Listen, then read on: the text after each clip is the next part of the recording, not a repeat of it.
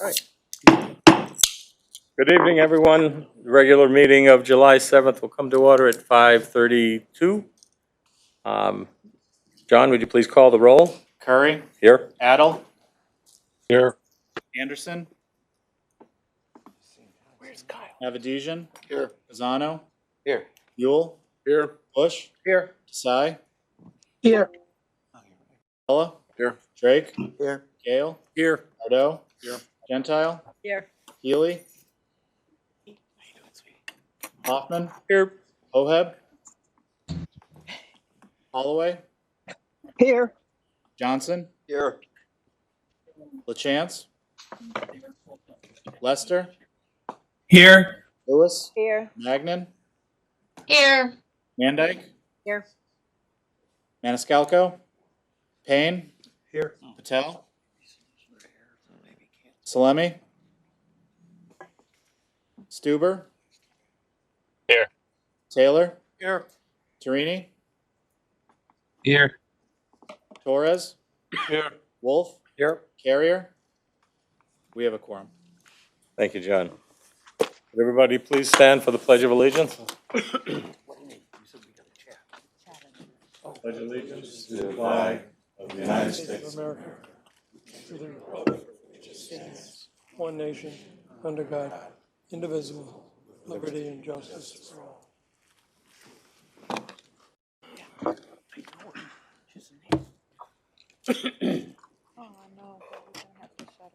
Next, approval of meeting minutes of June 2nd, 2025.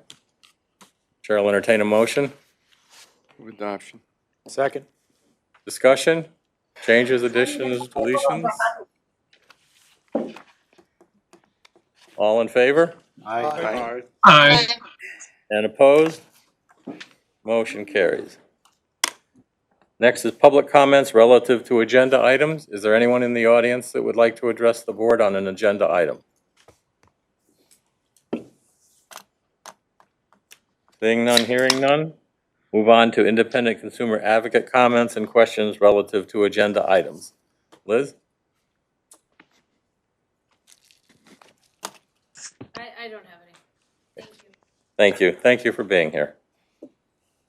Report from District Chairman. I have nothing to report other than to hope everyone had a safe and happy 4th of July weekend.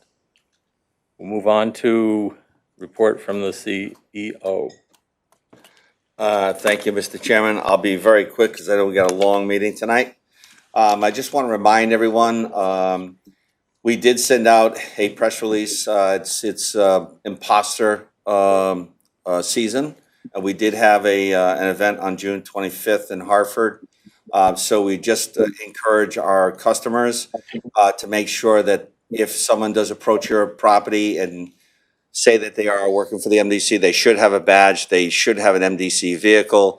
If you are concerned, and you please call our command center, which is 860-278-7850, and press 1 to verify that it is an MDC employee. There should be nobody that stops by your house that doesn't have an appointment, that you haven't pre-scheduled.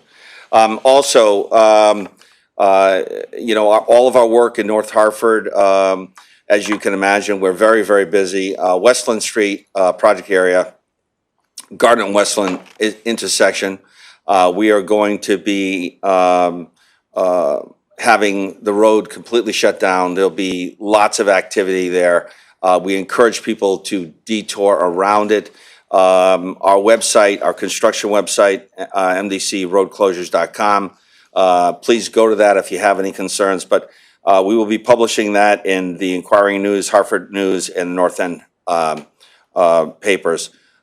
So this is going to occur really throughout the July and August. So we encourage you to look for that.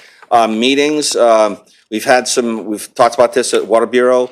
Had a couple of meetings already with the town of Portland. As you know, town of Portland is looking to build their own water infrastructure. Their existing well has PFAS and salt in that. They received a grant. They're proposing to build their own well and a $10 million infrastructure to go along with it to serve their town. We're working with them to try and encourage them to stay with the MDC. They are adamant they want to move on their own. They're looking for a 2-year extension. They have yet to give us actually how much water they want. We're working through that with them, trying to look at what their peaks were. And I've encouraged them that, PFAS is an upcoming chemical that's going to be regulated by EPA in a very short future, in the next 2 years. So we're trying to make sure they understand that if they leave the MDC, the water and sale agreement, the excess water sale agreement will be modified. The diversion permit will be modified, and then it'll be very difficult to get those back in the future. We have had positive conversations with the town of Manchester. Town of Manchester we've met with them a couple of times now, and they are looking to replace their well system. Again, they have PFAS in their wells. They're looking to buy up to 2.4 million gallons a day to replace their well system around the J.C. Penney warehouse area. So we're very encouraged by that. We've been talking a lot about the Bushnell South. It's on the agenda tonight. I just encourage our commissioners to support that project. Be very beneficial to the developed area and beneficial for future development here at the MDC.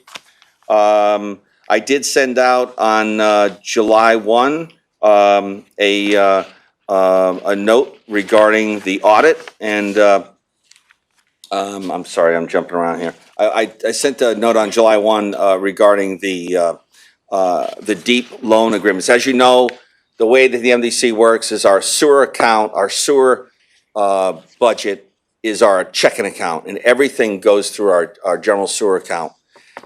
So we pay cash for things, and then our ledgers keep track of where it is supposed to be paid back from, and including our construction activity and our loan and grant programs with DEEP. We started, as you all know, we made a huge commitment to the community, to the state, to the legislature, to EPA, to DEEP, that we would refine our consent order. We would adjust it. We did it in 3 months. The previous consent order took 4 years. We revised it to develop a community benefit. And that community benefit was to remove stormwater and do private property work, which has never been authorized before by the state of Connecticut or EPA.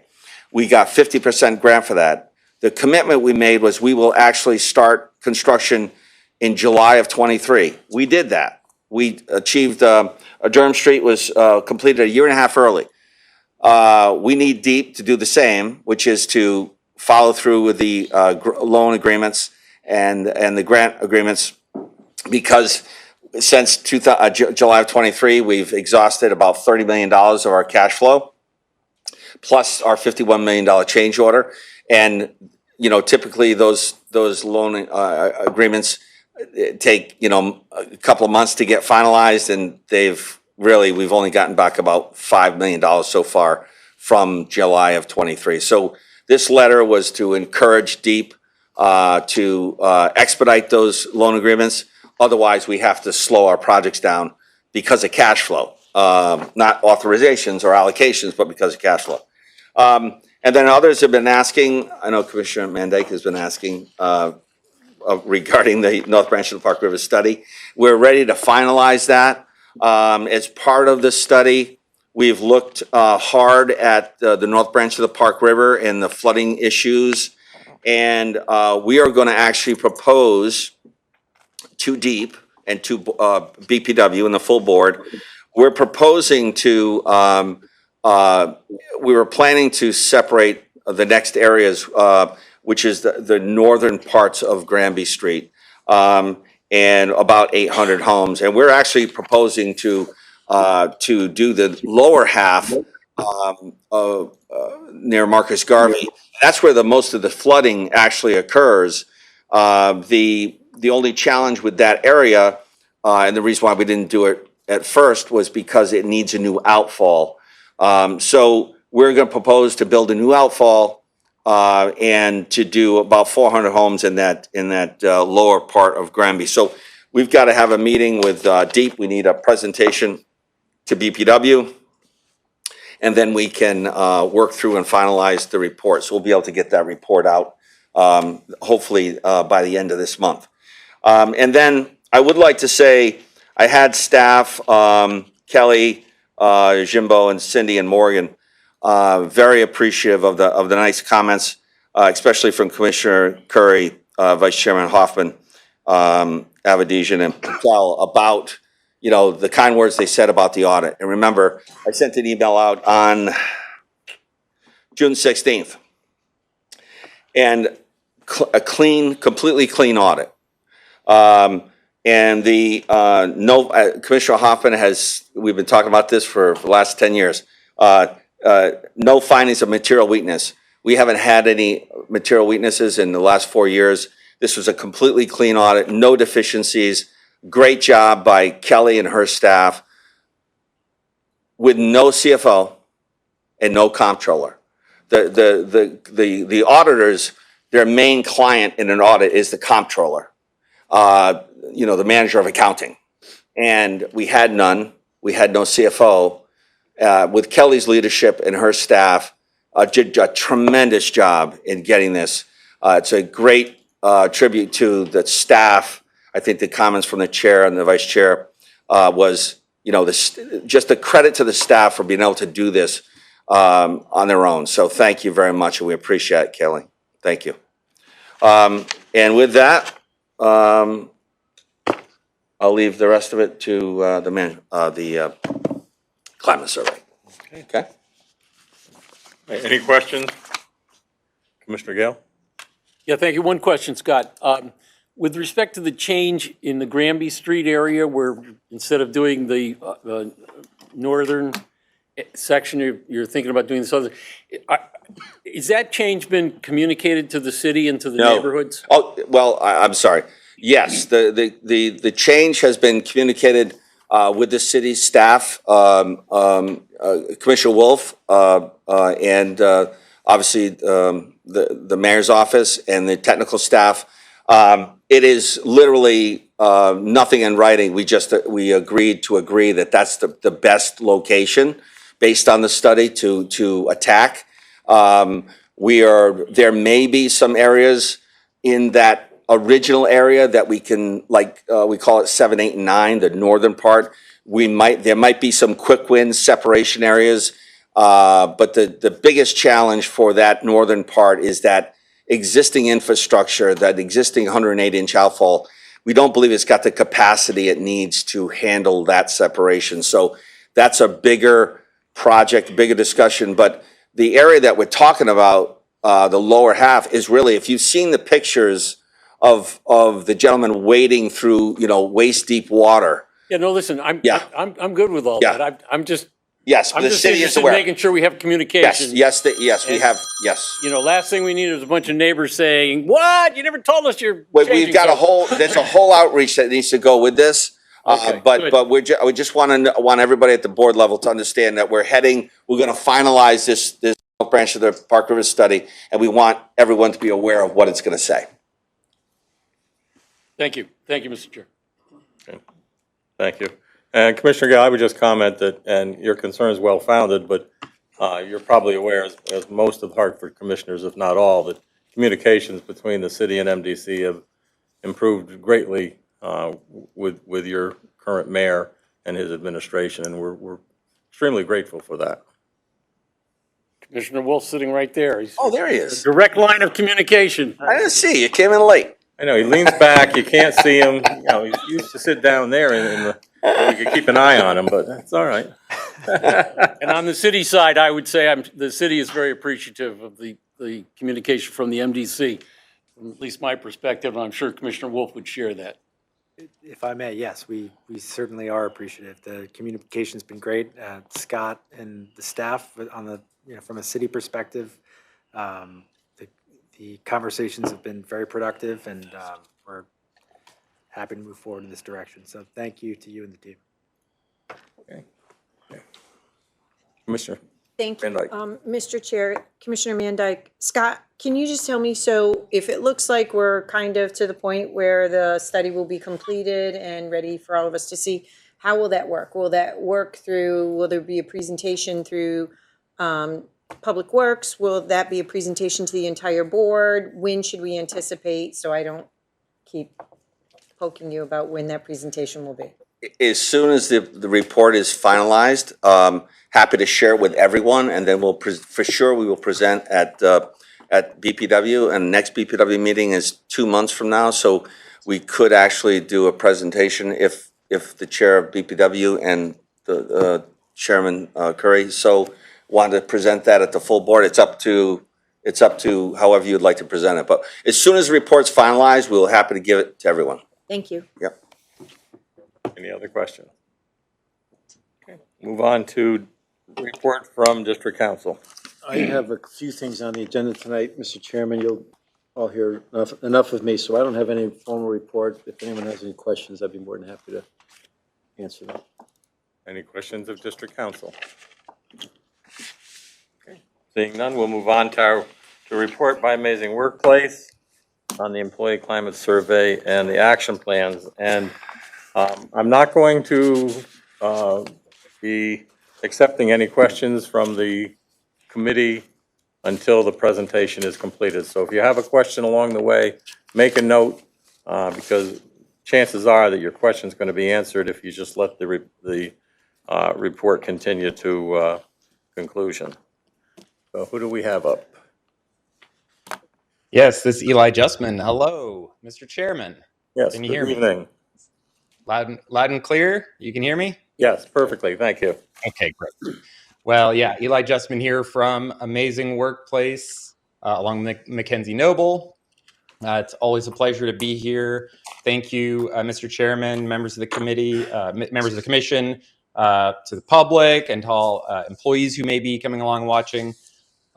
It's great to be here as always. Let me get my slide up, and that will help guide me along the way here.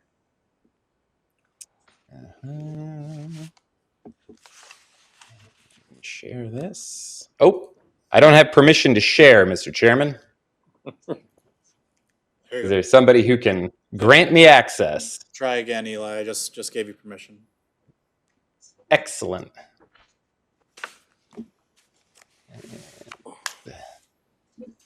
This one. All right. Now I won't be able to see you all on the screen because I've got everything covered up here with my presentation. And just somebody to confirm, you can see my presentation on screen with the MDC logo? Yes. All right. So, Okay, wait. Can you see me or I can't see you? I can't see you, but I see you. Oh. All right, go ahead, Eli. Okay, great. Hi, everybody. Okay, so I hope you all know us by now. We're Amazing Workplace. We're the vendor, the outfit that has helped MDC with this new step in the commitment to supporting the employees at your organization. And in doing that, we conducted our employee happiness survey at the end of 2024. And what we're focused on now, since we've done a lot of work and we reported back to you when we were looking at the results, what we are focused on now is our key recommendations and looking at the actions that have been going on inside MDC as we're rolling out all the things that need to be addressed from the results of the survey. So we conducted an analysis of the results, both across the feelings type questions that we have in there that gauge how people are feeling about particular topics, as well as the yes or no questions that help kind of zoom in on what's a particular reason that somebody might feel good or not good about a particular issue, and drilling down into the written comments and the trends we see in the written comments and the things that employees and folks throughout the organization were speaking to specifically. And we came up with a set of recommendations, as well as detailed actions that kind of go below those. We've been working with MDC leadership and HR for many months. As you know, you've seen us around. I want to thank MDC leadership for their incredible work so far, and the MDC staff that have helped out with this and done an immense amount of work on this, and in different departments and different groups throughout the organization. We've seen a really, really good commitment to action. I mean, we see varied results from organizations, particularly organizations that are sort of large and complex and have a lot of moving parts, and it can be difficult to get the ball rolling on changes. And the work that this group has done has been really, really impressive. So I'm going to address the recommendations and what we've seen in the actions working with MDC so far.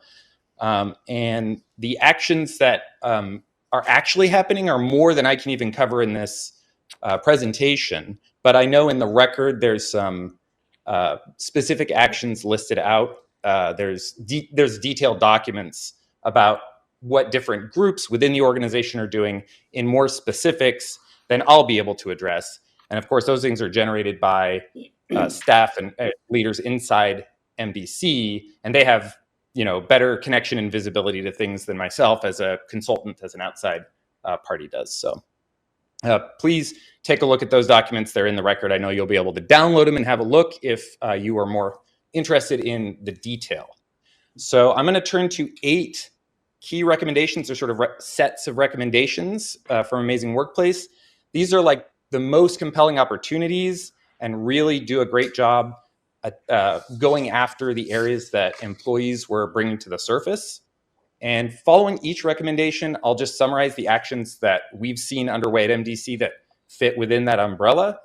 And I'll just sort of run through all of those, and then we'll have time for questions. Anything before I get started?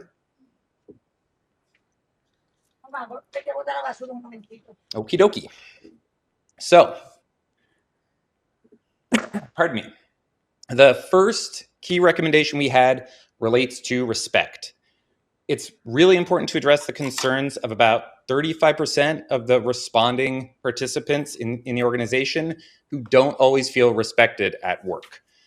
That's not a number you want to have. Slides. And respect is I know. Oh, I'm sorry. Yeah, Eli, do you have, you're not clicking on the slides. We just have the slide view. Can you go to presentation view? Oh, that's so funny. It shows right for me. My mistake. I'm so sorry. That's okay. All right. So we should.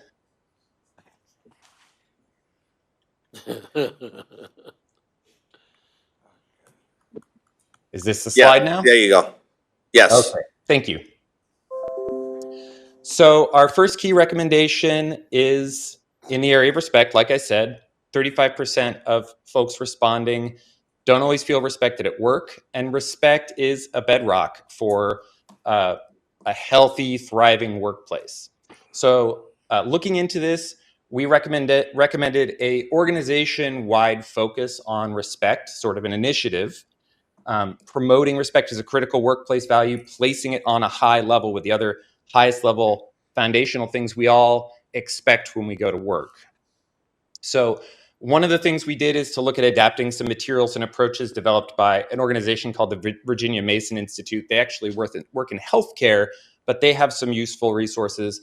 And we also have been working with the team to look at other resources to help promote respect as a value and provide opportunities for people to learn about how they can show respect and recognize respect and bring it into our regular workday practice. Focusing also on leading by example, so that people in leadership positions are speaking to respect. They hear that so that people hear that it's an issue, and that people in leadership positions are demonstrating respect in the way they act, all the way up the chain, all the way down the chain. And placing respect on an equal footing with safety and importance and value was kind of one of the key recognitions that we had as we were going through this process. So safety is so important in your work, in any workplace, but in your workplace, a lot of folks can really understand that connection of, well, I know safety is important. It keeps we can't do any work without safety. Well, respect is sort of similar. You sort of can't do any work without respect at a certain point. So that's what we emphasized. So that's this recommendation, and then turning to the things that MDC has been working on this key recommendation. Introducing respect elements in meetings across the organization. Now I'm going to talk a little bit more about how meetings, some initiatives going on around meetings and how they're used to communicate. But throughout the organization, introducing respect elements, going through the ways that people can recognize and demonstrate respect, how it works, and just surfacing it as a topic for people to show that leaders care about it and to get everybody involved in promoting respect in the workplace. Adding opportunities to discuss and train on it. So making sure that as we're having maybe learning opportunities or trainings or things like that, that respect has space in that, and supporting it through better communication. Pardon me. That managers are tasked with promoting respect. I talked a little bit about that, but in their actions, if you look at some of the actions, the detailed actions that are in the record, managers are bringing that respect element into what they're doing. And one thing that's already rolled out is back in May, MDC conducted a leadership and communication training for all managers and supervisors, and it had elements related to respect and good communication that tie in really well. So these are really good steps toward what we would want to see to turn around those numbers on the issue of feeling like you're shown respect at work and that people are mutually exchanging respect at work. Going on to key recommendation number 2, we recommend that we're creating a manager practice where there's lots of opportunities for direct communication with staff, because that can be a little uneven. So in some teams, folks were reporting that managers don't make the time or have the time to check in with them and make a connection when they need support, when they need guidance, they need to clear up an issue that's not always available to them. So we suggest setting an expectation for managers and leaders to provide more avenues for that, asking leaders, supervisors, or managers to provide these opportunities in a way that works best for their particular setting. Because if you're in the office, if you're in the administrative, one of the administrative teams, it may be easy to put a calendar item up and go and meet once a week or something and check in with folks, and that's great. But that's not always true if you're out in operations or you're working in a completely different kind of setting, and you have you have diverse settings in your organization. So just tasking managers with finding a way to do that through daily touch points or weekly meetings or during set office hours, or scheduling appointments, or just dropping in to visit people when they're working. If nothing else, just making time to see people when you do have that regular meeting that could be as infrequent as monthly, and checking and seeing how people are doing. And then making sure everybody knows that this is something the organization wants to promote, so that people don't ever feel that detached from the manager who can support them, help them resolve their day-to-day, week-to-week issues. So that's our recommendation. MDC has started this initiative directing managers to provide these opportunities in some kind of one-on-one or other face-to-face meetings. We look, like I said, toward the CAO side, to the administrative side. That's already kind of in their plan as far as providing one-on-one meetings for the most part. And then when we look over to the COO side, that comes in the way of providing more opportunities that may or may not be one-on-one or set, but they're opportunities for people to reach their manager and get support when they need it. Moving on to the next recommendation. Pardon me. Communication is a big one. 81% of employees at MDC are looking for improved communication. That's really, the leadership has to kind of lead the charge on improving communication. And we are recommending anticipating communication needed when significant changes are coming. So that means providing regular, understandable updates as things are coming down the pike. Following standards for readability and simplicity is something that I urge, and that's always an ongoing thing, is to make sure that whatever it is, whether we're delivering a message in front of people or we're sharing something, in writing, that it's understandable to people, and delivering information in more than one way as necessary, messages, live talks, posting it up somewhere, and sometimes additionally through supervisors at their staff meetings, in addition to some other method. So what we've seen MDC doing on this front, first of all, again, the leadership communication training for managers and supervisors, something that's important, and I would suggest, making that an ongoing, recurring thing at some point, bringing that back to make sure that the leadership core is kept up to date on good communication practices. MDC HR is doing an employee newsletter, and the CEO is providing regular updates, and we're making sure that those things are staying on a cadence so that they don't, miss a month. MDC groups are offering new opportunities for live meetings, daily touch points, and learning sessions. And then to address some of the items around coordination between different groups and similar kinds of issues, there's these need to know meetings that the CEO and CAO groups will have that will help bring information across different groups and get people up all into the same level about how something works. There's also message boards are going to be updated to provide relevant information where people are more likely to see it. Excuse me.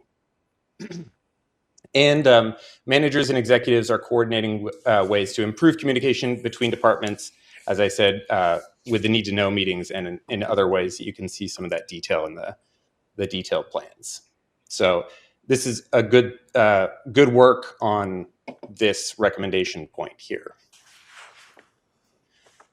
Recommendation number 4 was to find opportunities around balance. So in our survey results, we saw about 34% of people responding they didn't feel like they necessarily had enough time to get work done. And then almost 30%, 29% said that they had trouble balancing work with their personal life needs.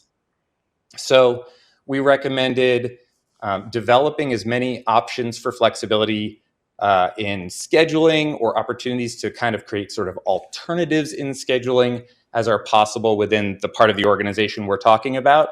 It's important to recognize that this is a complex organization with different types of workers, different types of scheduling, and of course, we have the element of, the way hours are set up is something that involves unions and stakeholders kind of around the organization. So there's a lot going on here. But we're saying stay open to suggestions, considering new suggestions on work flexibility, giving employees continuing opportunities to give feedback on the flexibility they would like to see. Again, you're going to have to be doing this in collaboration with the different stakeholder groups that are at the table when you talk about hours and schedules. Continue to work with staff, managers, leaders to find consensus. Identify scheduling improvements for smaller groups. Certain facilities and shifts can, have maybe changes in the way hours are set up or the way schedules are set up. And then, of course, there's opportunities for remote or certain kinds of flexible hours in certain teams. So that gets me to what MDC's been working on. So MDC leadership has been pursuing options, kind of discussing things like 4-day work weeks, summer hours, flexible hours to make up time, meeting free days, those things. It's going to take some time to get some of those things rolling or to find the right solution that's going to fit. COO groups are working on those issues because the groups on their side are going to have more particular needs. And the CAO groups have rolled out some alternate and flexible work schedules as well as a work from home pilot program.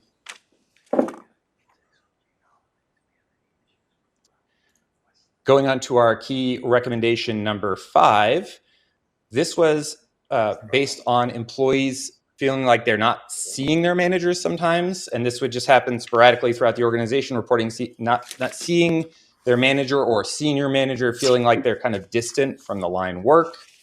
So we recommend setting expectation for leaders to show up kind of regularly in the workspaces. And when I say regularly, finding those opportunities so that they become a regular presence where people actually are. We recommended staff-led shadowing. That's something that takes some time to get going, but having leaders go through a shift of typical work with an experienced guide from their teams, or doing the training programs that their teams are doing to stay up on what it is that the teams are actually doing. And just generally increasing curiosity about the daily experiences of line employees and what the work actually looks like. This was really driven by, particular comments, as well as general feeling that some staff expressed that they didn't see their managers where they work very often. So on MDC's side, CO and CAO groups are increasing those face-to-face opportunities, and there's a lot of things in there that kind of bring managers into more regular contact with everybody. The CAO has been setting aside communicating open office hours. The CEO, Scott, has been implementing meetings for staff, and some groups are working on that shadowing and training for managers aspect. That's going to take a little time to stand up.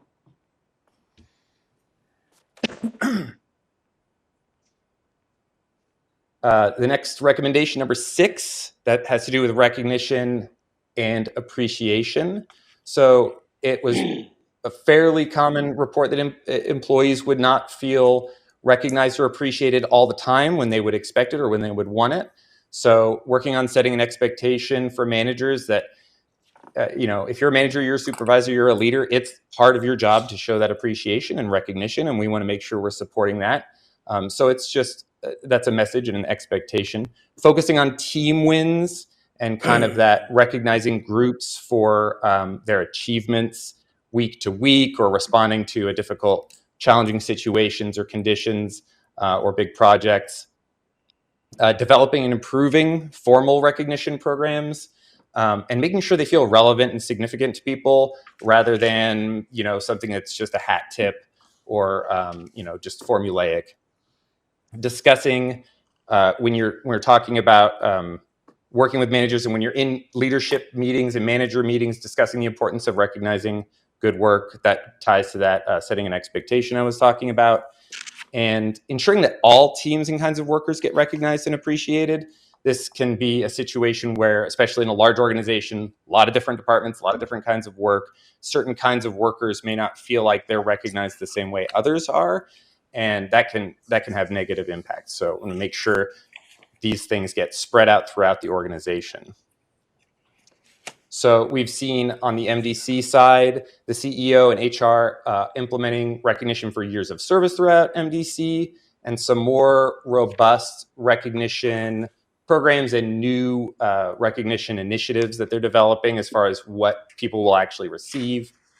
Supervisors and managers are building in recognition and appreciation into these meetings that I've been talking about, these increased regular meetings that will have an agenda and some rigor to them, some things that they go through every time. So they'll be building in recognition and appreciation into those meetings and recognize how the great work that people have been doing.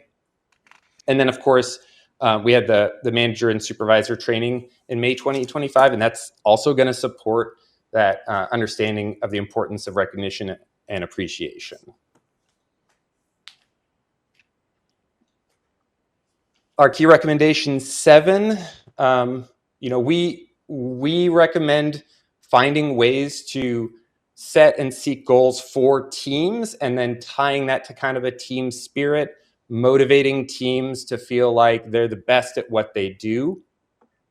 This can come from setting out goals for teams, checking back in on those goals, and recognizing them for achieving those goals when we're in that face-to-face setting.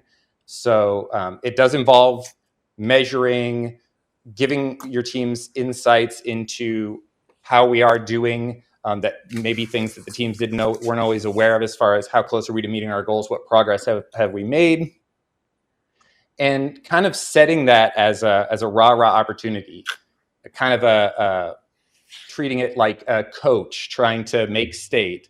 That helps drive teams to cooperatively do something that they can all be proud of, and it improves the connection within the team, which we think is really important.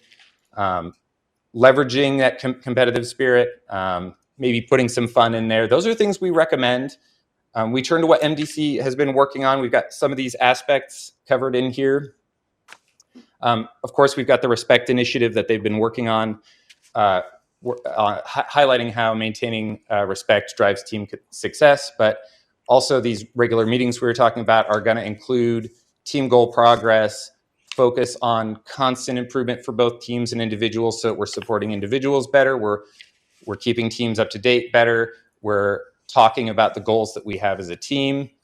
One-on-one meetings, to the extent that they are available, they're going to focus on professional growth. How can we help people grow into new roles or toward promotion? Additional training opportunities so that people feel like they also are improving their own performance individually toward, maybe meeting a new goal for their career. And standard operating procedures around the organization to help, that will help clarify goals that might be relevant to people so that they're aware of that. Key recommendation number 8 is to lean on meaning. When we say meaning, we mean kind of the mission of the organization, the spirit of the organization, the importance of public service in the case of MDC, because you do serve your community. Recommending that leaders, supervisors, managers, when we are trying to get people, sort of pumped up about what it is we're trying to do, that we're always tying in that mission, MDC's mission. And so when we're meeting goals, we're talking about how we've fulfilled the mission of the organization, how we're supporting our community, and not forgetting that. Making the organization's core values real and showing how they tie into, say, decision-making or day-to-day things we're doing. And it's helping all employees see how their work drives these things. And looking at what MDC has going inside the organization so far, the CEO meetings that we're going to have will tie into some of those factors of the overall strategic vision of the organization, the goals for the organization, and helping people see how their work affects the community.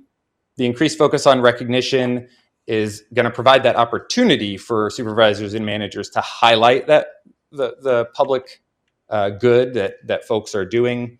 Enhanced onboarding is something that's rolling out in the actions that we've been reviewing. And that's going to help employees deepen their familiarity with what exactly MDC does, so that everybody is kind of aware of how significant the work of the organization is. And likewise, tours, that is something that the organization is working on planning, employee tours to help employees see all the different things that MDC does to serve the community. Some additional important actions that were not tied to our 8 key recommendations, but they're good actions that we've been tracking through the process in the area of the topic of what we call growth. So individual employees feeling like their careers are moving ahead, creating wider opportunities for promotion through new training programs, rotations. There's a couple new initiatives in there about folks being able to have rotations to develop their careers.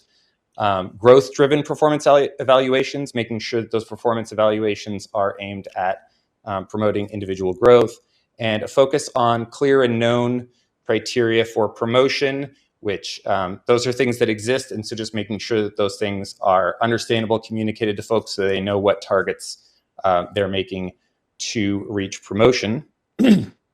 Empowerment, continuing development of standard operating procedures. So that's something that's ongoing and in those actions. Systems training, cross-functional training, and improved methods of coordination. That addresses some of the things we saw in the survey with folks not always feeling empowered to do their job, bringing up things like job-specific training or job-specific guidance that would sometimes be frustrating, or not being fully coordinated across groups. Looking at balance, organization-wide effort to support all groups in planning, filling and developing staffing where it's needed most.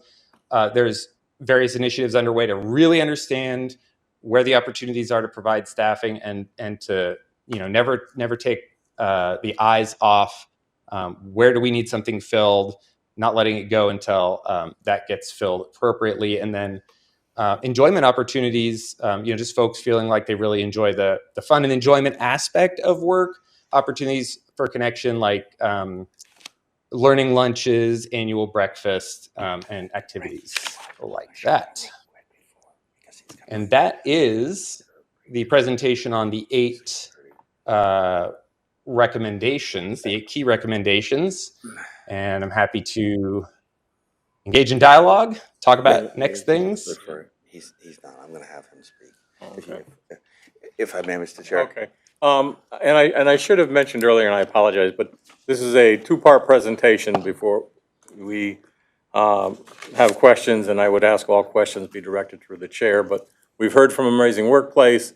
Now we're going to hear from Scott Jellison to talk about the process he used in dealing with the recommendations from Amazing Workplace, the meetings, further identifying the issues of concern, and developing corrective action as needed that would be satisfactory to all parties involved. So, Scott? Thank you, Mr. Chairman. I'd just like first, Eli, I want to just switch over to Paul Mashenko. Paul Mashenko's on the line. Paul, Eli referred to the respect and the training, and everyone, most of you remember Paul was here and gave a presentation to the board. Because we liked his presentation so much, and the number one recommendation from Eli was training on respect with supervisors and managers. I asked Paul to just give us like 5 minutes. We're going to bring Paul back for a full presentation of the training next month. But Paul, if you got 5 minutes, he's got to leave at 6:30. Thanks, Scott.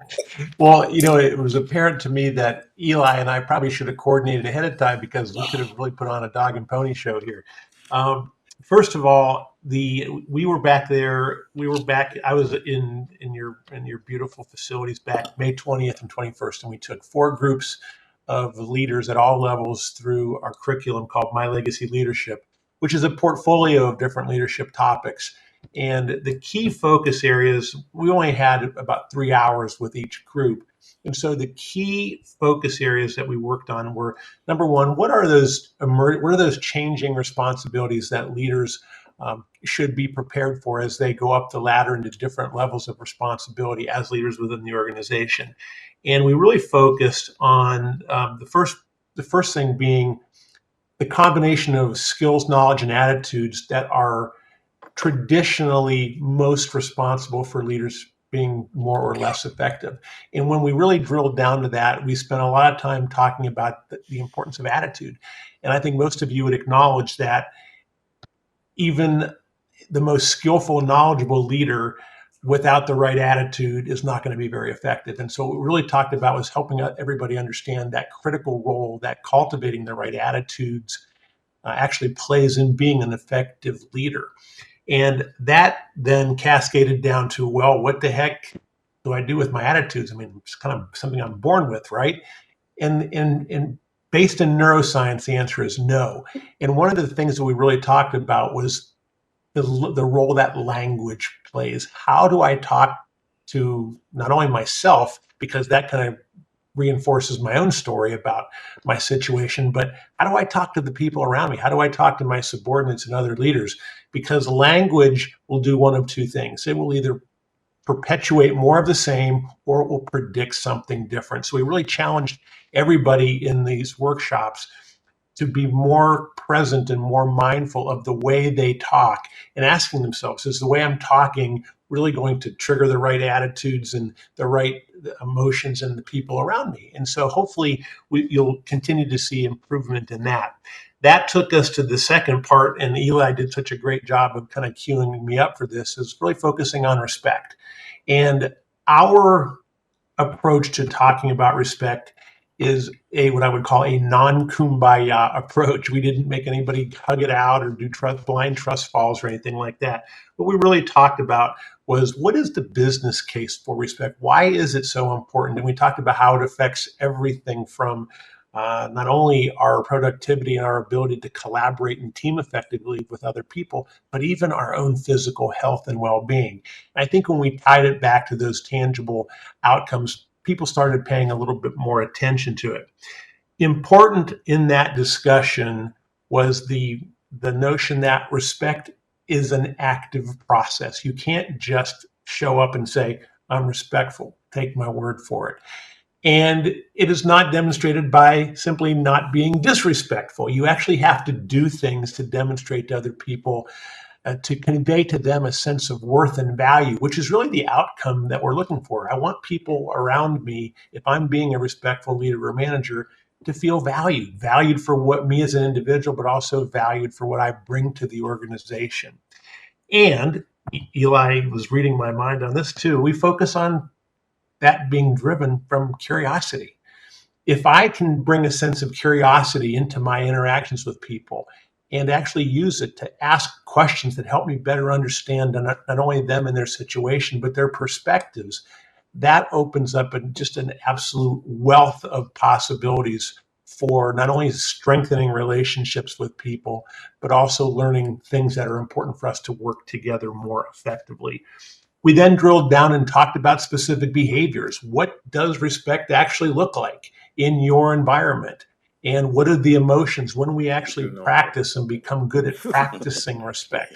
What emotions does that trigger? And how does that emotional disposition, especially if we can spread it across the group, how does that positively affect business outcomes and business behaviors? But we also talked about what disrespect does, how being exposed to a continuously disrespectful workplace environment is actually toxic to us. It's like being in an abusive relationship.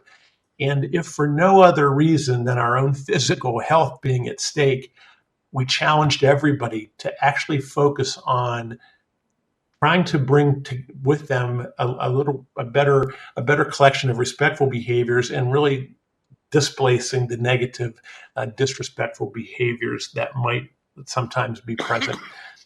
But in order to wrap that up, what we did is we wanted to make sure that everybody had at least somewhat of a toolkit for doing this. And that means a toolkit for not only knowing and looking for opportunities to proactively practice respect, but what do I do if I think I've been treated with disrespect? And so we talked about things to do and don't do. And one of the things that, and this goes back to curiosity, is even if I feel that I've been treated with disrespect and how to handle that conversation productively with somebody, to always leave the door open that maybe I had something to do with that on the front end. And leaving kind of challenging people to keep kind of suspend judgment and always look at behaviors, including our own, with a sense of curiosity. We wrapped up, and with each of the sessions, we went around and gave everybody an opportunity to share the things that they were taking away from our time together. And one of the first things that came out as an outcome was people were just glad to be in a learning environment. And I know, again, Eli said earlier, let's not make this a one and done. Let's commit to making leadership training an ongoing process, something that facilitates all of us being part of a learning organization. So, how'd I do on time? Great. Thank you, Paul. That was it in a nutshell. Thank you, Paul. Thank you. Right. Yes, so I'm going to quickly run through this. And Eli, as he's been referring to documents, so just in talking through the process, obviously everything that we've done is really reaction to working with Amazing Workplace. They've developed these action plans, and we have actually gone beyond that. We've taken those action plans in a very general sense and turned them into a real action plan with more specifics as it relates to the MDC and by every department.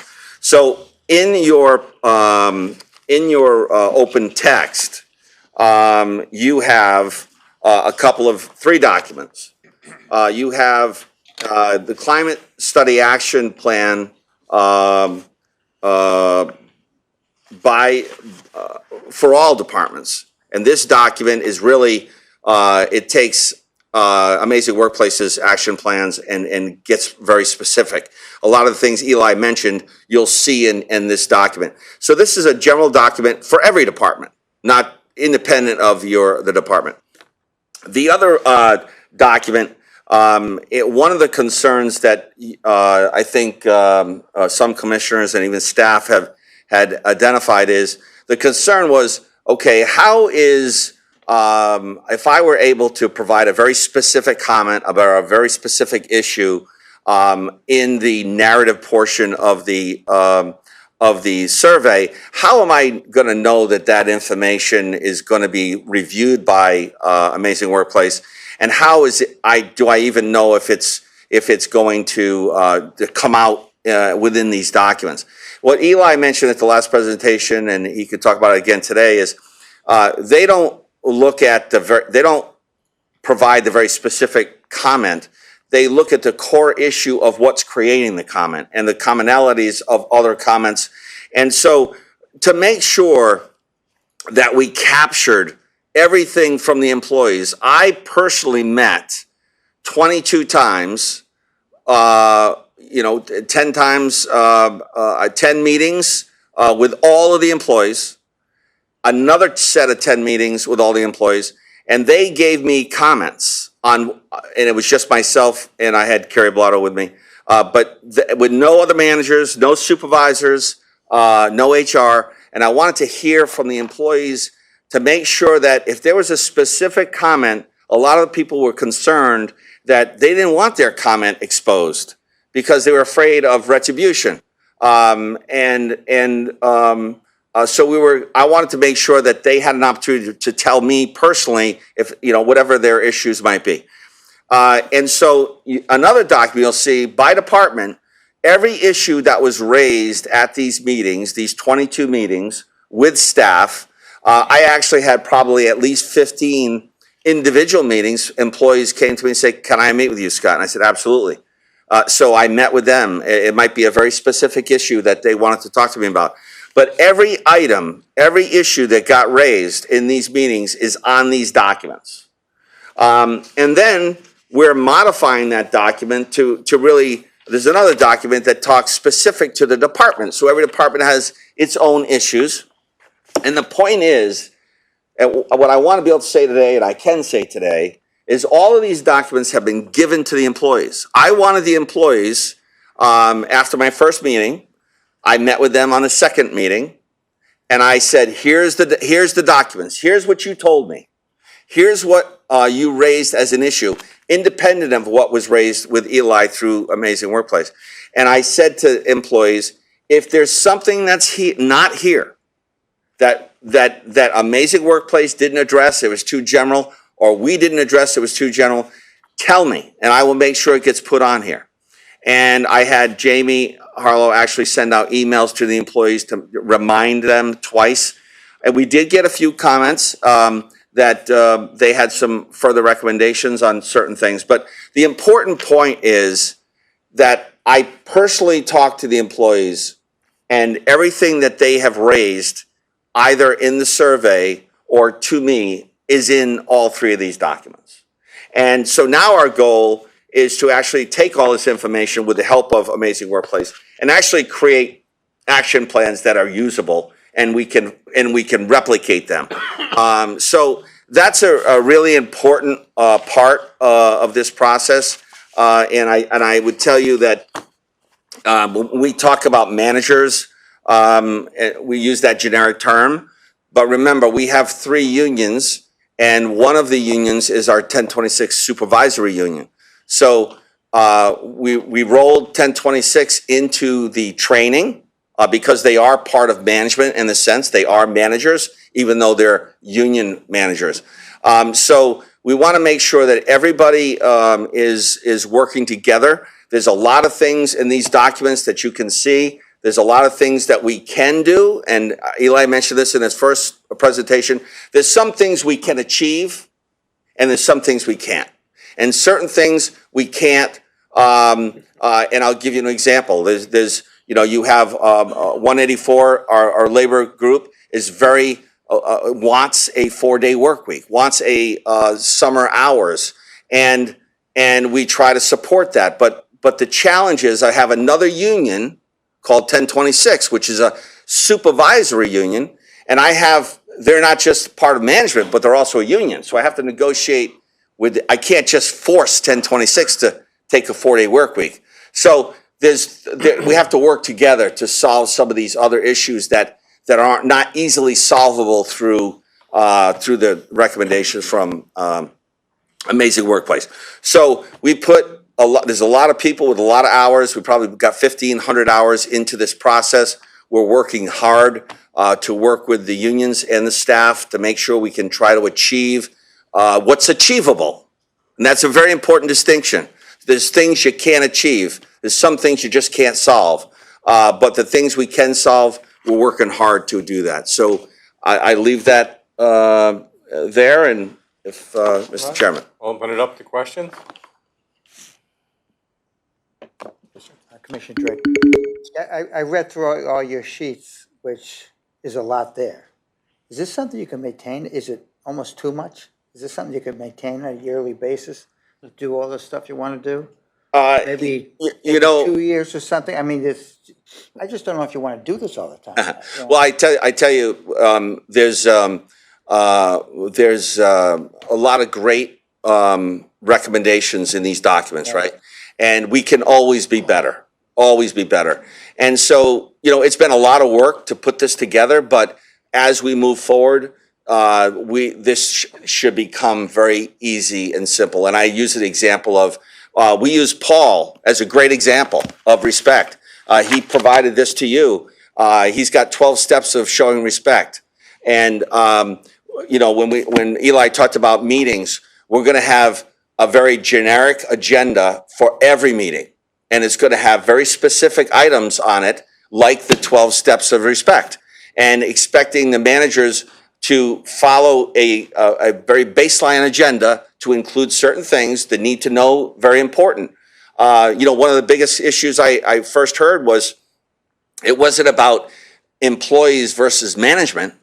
It was about customer service, command center, utility services, and treasury. And they're the people who get the phone call from the irate customer. And you got 4 departments that are not in synergy. They're not working closer together the way they should. And that's management's problem. That's our job to fix, right?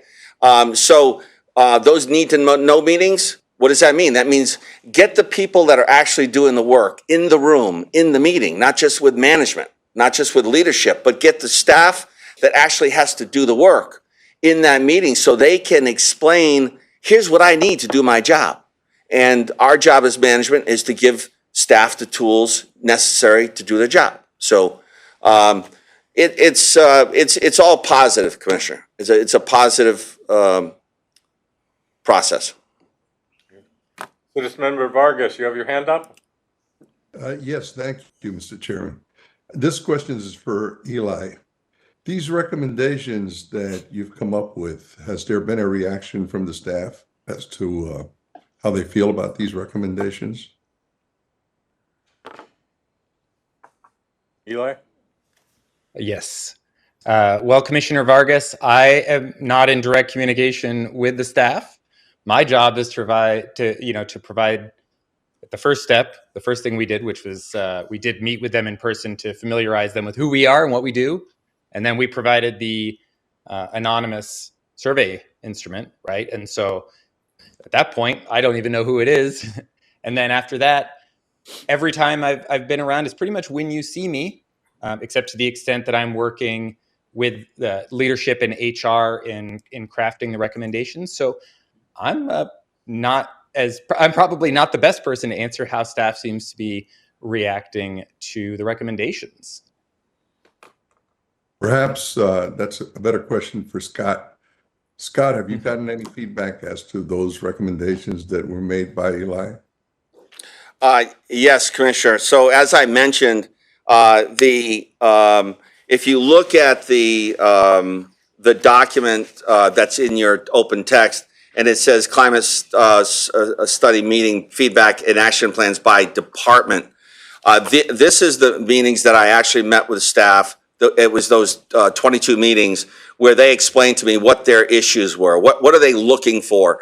And the action plans, which we provided, there's been several edits over the last number of months, but they got a copy of it as well.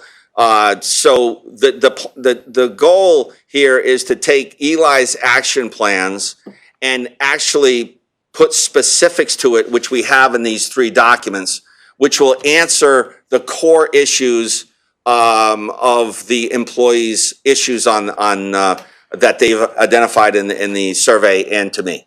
So they've been very. We actually have taken, if you look at the action plan by all departments, perfect example. We've already started need to know meetings. We've already actually implemented. The work-life balance was a major issue. We've already started flexible hours. We've already started work from home. The board approved work from home for E&Es in 2015, but we haven't implemented it. We started to implement it as an early action plan item. There's certain work from homes. We've agreed when we negotiate with 3713, which is our technical union. We included in the 2022 agreements that we could work from home. We've already exercised that a few times during snow events with customer service, for example. We've actually implemented a work from home for customer service, which is 3713, 1 day a week. So we're implementing these things. We've done a lot very quickly based on the things that we've heard. Any other questions? If not, thank you, Eli. Thank you, Scott. And I'd just like to say, I think thanks go to the PPI committee for doing their due diligence and making a recommendation that Amazing Workplace be the one who would do the climate study for MDC. And I think in general, most of us were pleasantly surprised by the outcome. So thank you, Eli. Okay. Move on now to number 11, Committee on Organization, Consideration and Potential Action, Appointment of Director of Finance, Chief Financial Officer, possible executive session. Yeah. Chris, we need executive session? Please. All right, well then why don't we move into executive session? Chair will entertain a motion. Motion. So move. All in favor? Aye. And Chris, who do we need to? Jamie, Kelly, Scott. Even what the Democrat. I think that's it. Myself. Just for the we're still on the record, right, John? Yep. Just for the record, the executive session involves the hiring of a new CFO, and it's eligible for executive session of the FOI. Okay. No, I wasn't planning on that. Done. Does he want the candidate here? Does he want the candidate here? Yes. Commissioners, this is John Myrtle. Are there any commissioners that are on the WebEx via a phone number? I see everyone else that has logged in on your WebEx account, but is there a commissioner that's called in on a phone line? They're able to even influence elections this way. Well, good luck.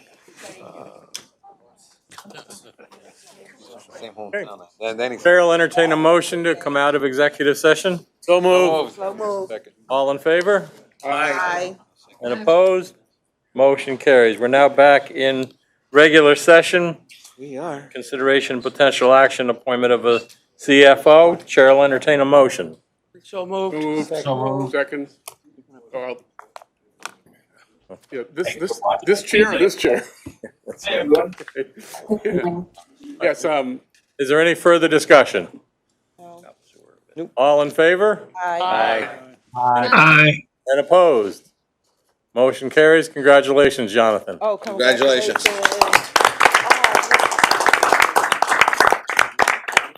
Text your mayor.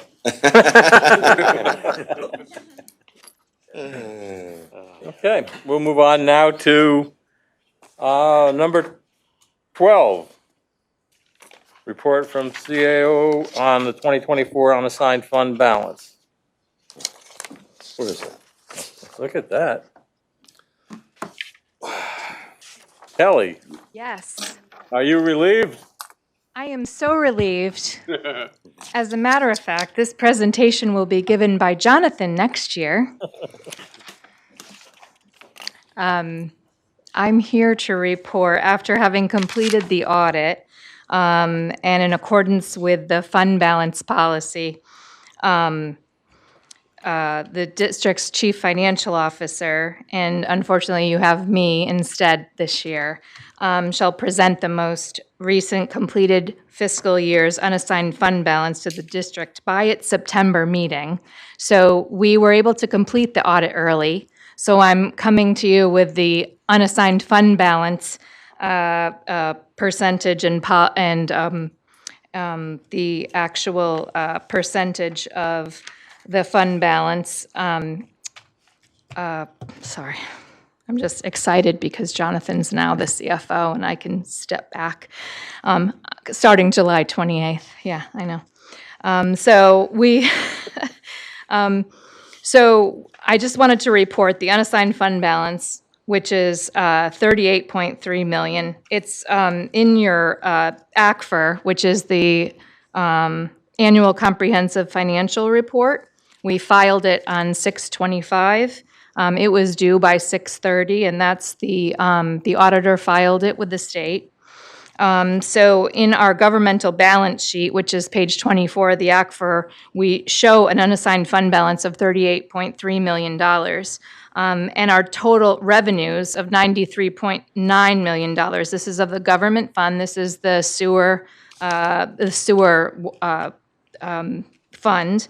And the statement of revenues and expenditures, as you know, your fund balance policy requires that we maintain a fund balance equal to or between 30 to 35% of the general fund revenues for the most recent completed fiscal year. So I'm happy to report to you that after the completion of the audit, our ratio for that governmental fund is actually at 40.7%, which is a 5.7% surplus over that general fund balance policy, which equates to $5.48 million.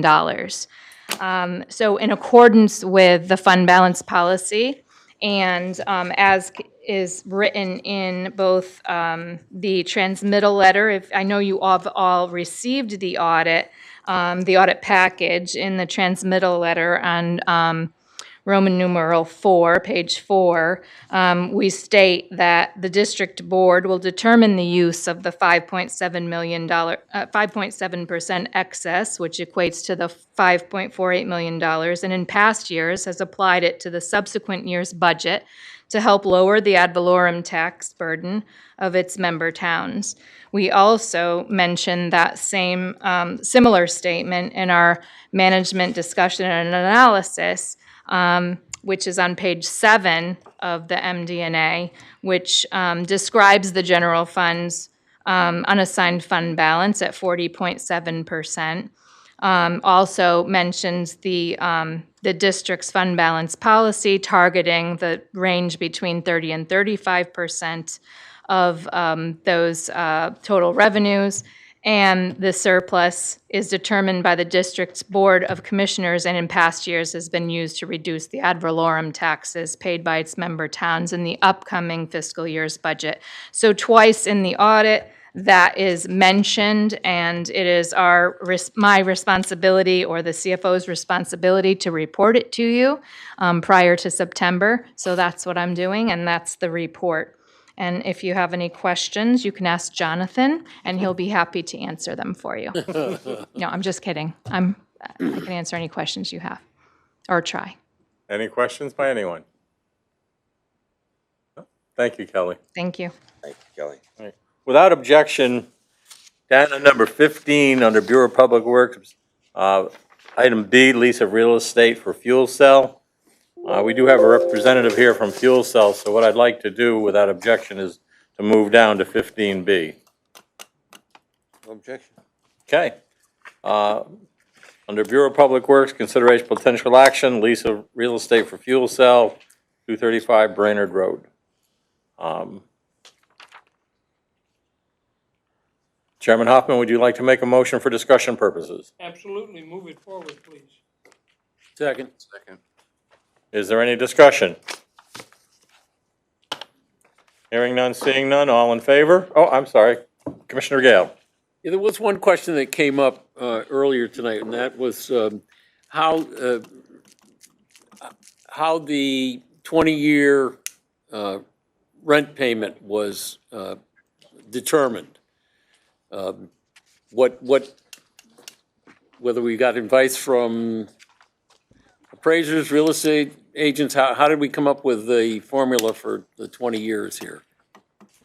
Yeah, if I may. So in our first discussions with Fuel Cell, this is I'll let them refer to how they come up with this number, but it's basically an industry standard of what they've paid and can pay and as part of these programs. But I defer to Mike Palmer, if you want to just talk about how you come up with those.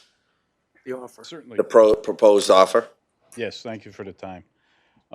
That's, as you mentioned, it's a standard for us when we offer a lease payment for a property. Usually it's done in blocks of 5 years, so it's a flat fee for 5 years, and then there's typically an increase. This one, I believe, is roughly a 5% increase every 5 years. And it's for 20 years because that's based on the incentive or the contract that we have with the local utilities, which is 20 years as well. If I may, Mr. Chairman. Chris? Chris Stone, you operate other facilities in Connecticut, correct? Yes, that is correct. Where does this lease payment rate within the other customers you've? This is on the high end. And you've had there's other facilities in Hartford? Yes, there are. They're yours? There's 2 of them that are ours, and there's another, I want to say off the top of my head, 8, for a total of, I believe I forgot how many megawatts. It's about 2,000 megawatts worth total in Hartford already operational that are fuel cells. And how does this rent payment compare to the rent payment for those other facilities that you operate in Hartford? Those vary because a majority of those are what we call a behind-the-meter application, meaning that the site they're on is actually using the power and getting it themselves. I'm trying to think of which one in Hartford might not be that. I think most of them all are in behind-the-meter applications. There are others in the state that are in front of the meter, meaning they're servicing the grid first. Right. And again, this payment that we have offered here is higher than, it's the highest one we have offered. Was the Homestead Avenue site a behind or? That was the front of the meter. Front of the meter? And this is a higher payment than that one was. And this is higher than that? Yes. Thank you. Any Thank other you, Mike. questions? Sure. If not, all in favor? Aye. Aye. And those opposed? Aye. Motion carries. Thank you. All right, we'll move up now to item 13, report on customer payment portal upgrade. And who we have? Kelly again. Yes, All right. Kelly and Pat. That's right, it's Pat. Good evening. Again, Kelly Shane, Chief Administrative Officer, and I'm going to be joined by Patrick Hogan, Business Systems Analyst and Project Manager of the Kubra Customer Online Pay Portal Upgrade. And I just want to report that we last presented to the board in March, and I'm happy to report that at that time, we had presented that we were going to be having an upgraded portal and platform for you by mid-July, and it was going to be a completely new portal and a payment app. So both on Android and Apple, our customers are going to be able to download a pay app, just like Eversource, just like any of your other utilities. You're going to be able to have a pay app.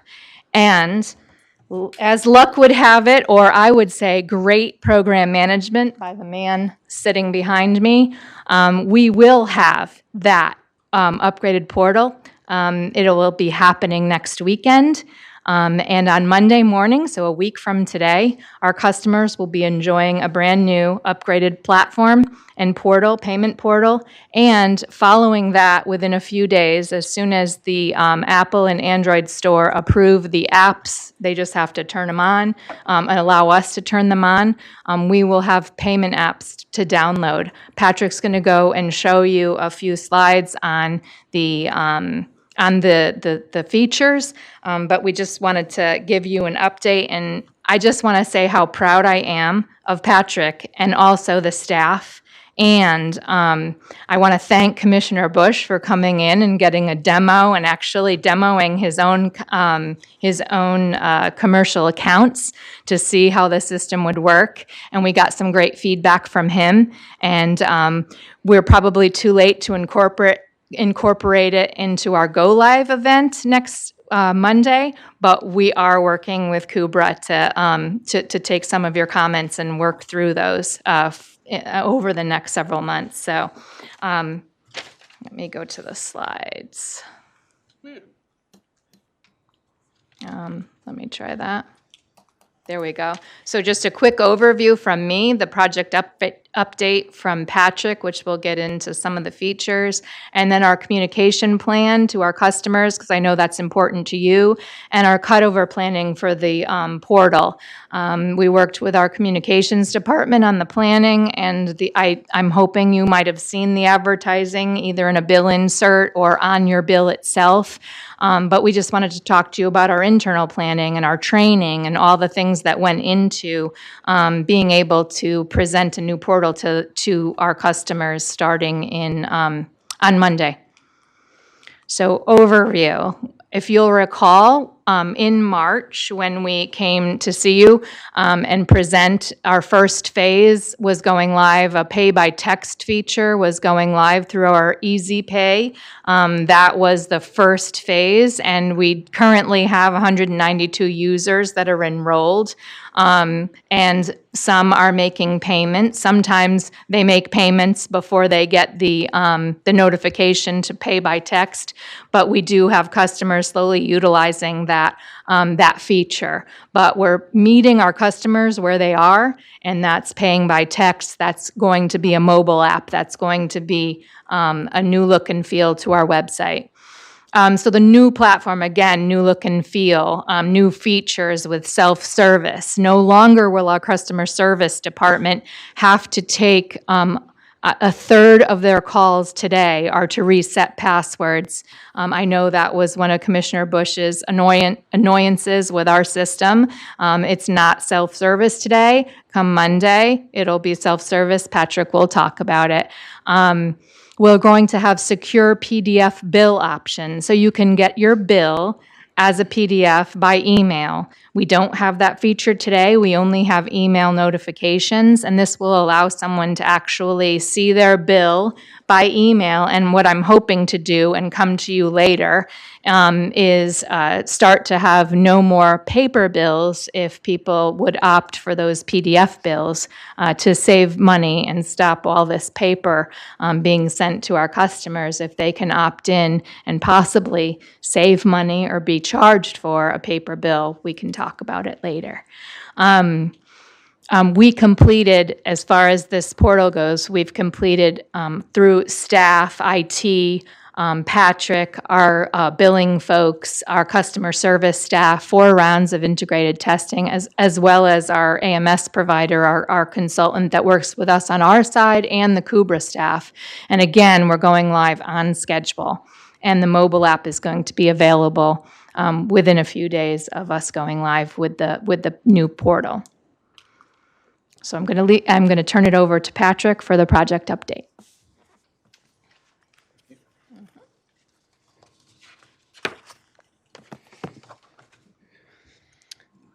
Thank you, Chairman, Commissioners. I'm going to quickly go through some of the features of this project. One of the nice features of this project is you have the capacity to load multiple properties under a dashboard. So the typical standard dashboard will have the capacity to load up to 9. Once you go above 9, it will transfer into a commercial template, and you can load as many as you would like. So that's going to be a good win for our commercial customers that have over 100 properties. We'll say, you know, this site will be able to work well with them. Customers can also deactivate their account.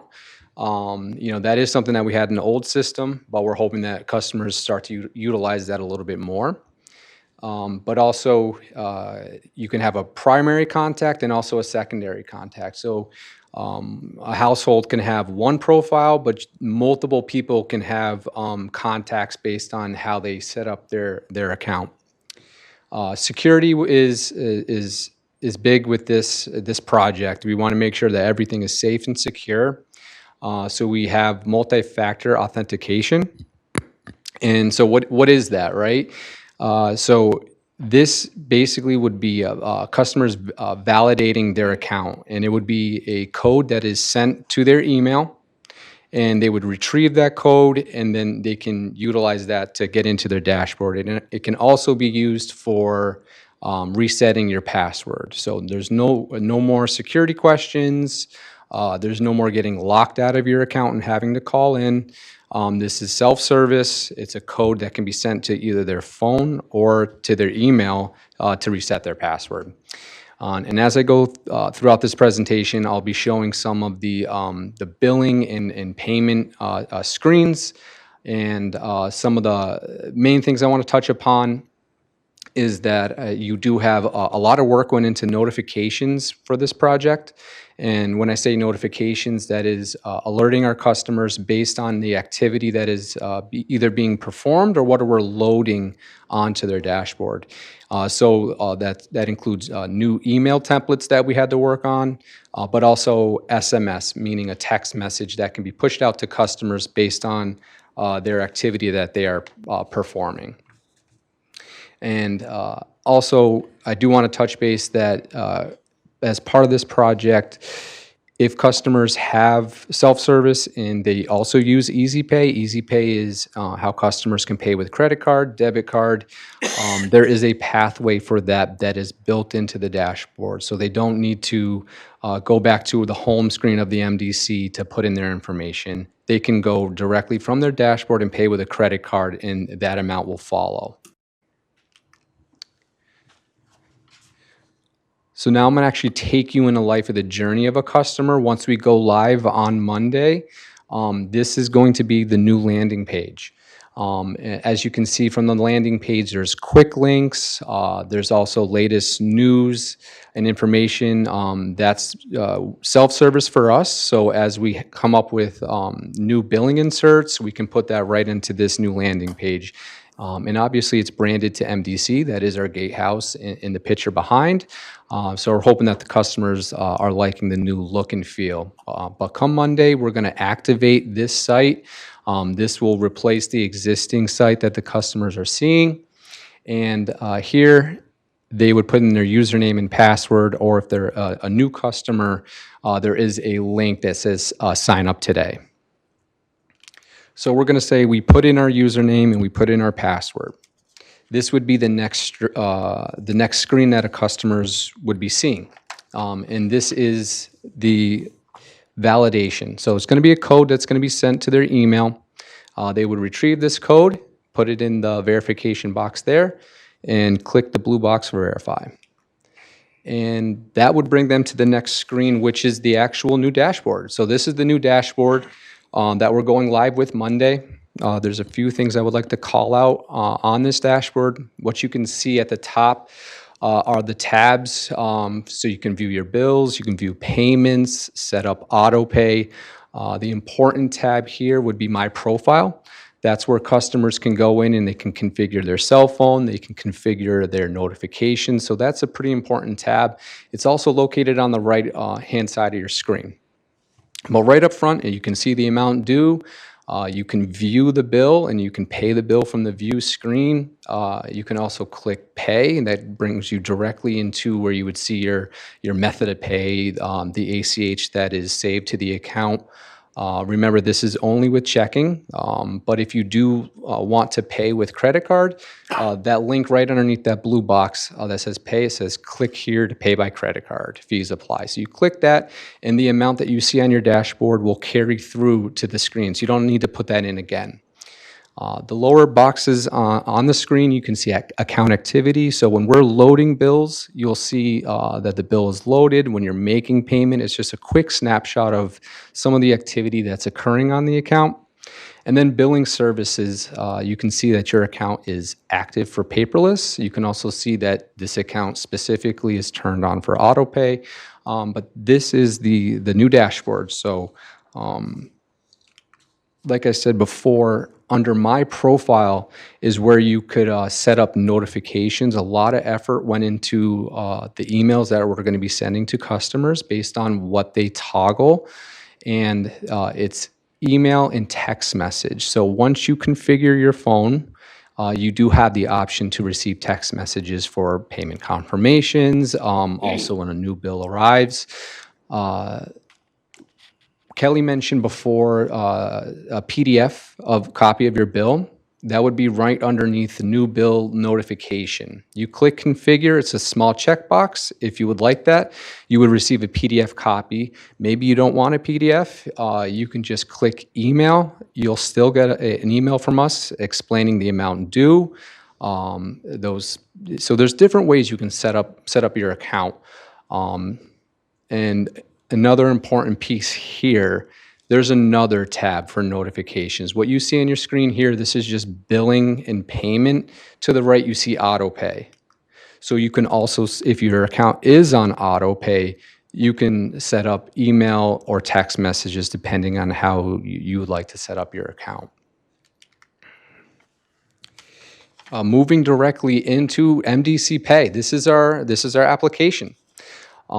So it's going to have very similar look and feel to your online dashboard, but this is something that you download to your tablet, to your smartphone.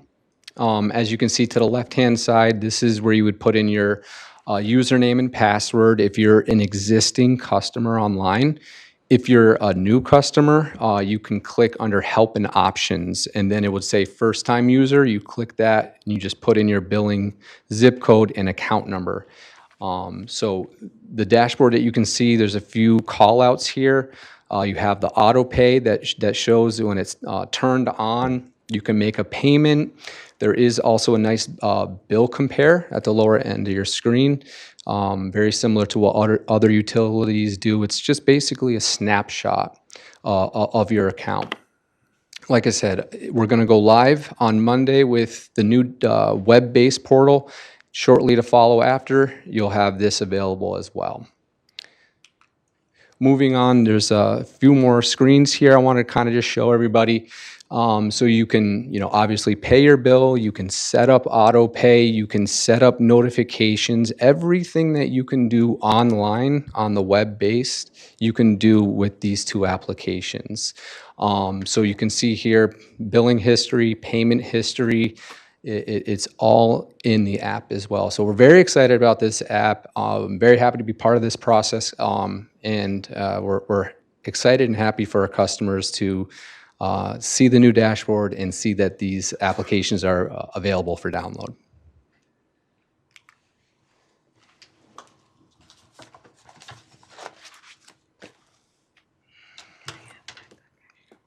So I'm going to keep this going quickly because I know it's been a long meeting so far.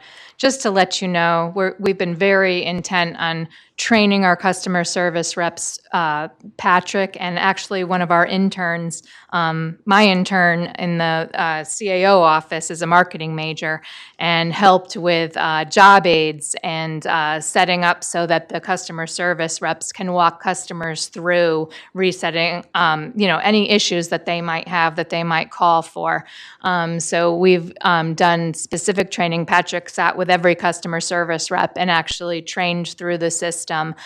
So we spent a lot of time training. We spent a lot of time, I spoke earlier, with integrated testing throughout the system to make sure it's set. All those email messages that you can turn on and the SMS messages, our staff worked with Kubra, but actually did it ourselves with our communications department and actually wrote all of the email messages and the email blasts that can go out. You've hopefully seen advertising on our bills saying coming soon, you know, the new portal and the new features. So we've done a lot of internal planning for communications for this and our outreach strategies. Again, we've had a May and July bill insert.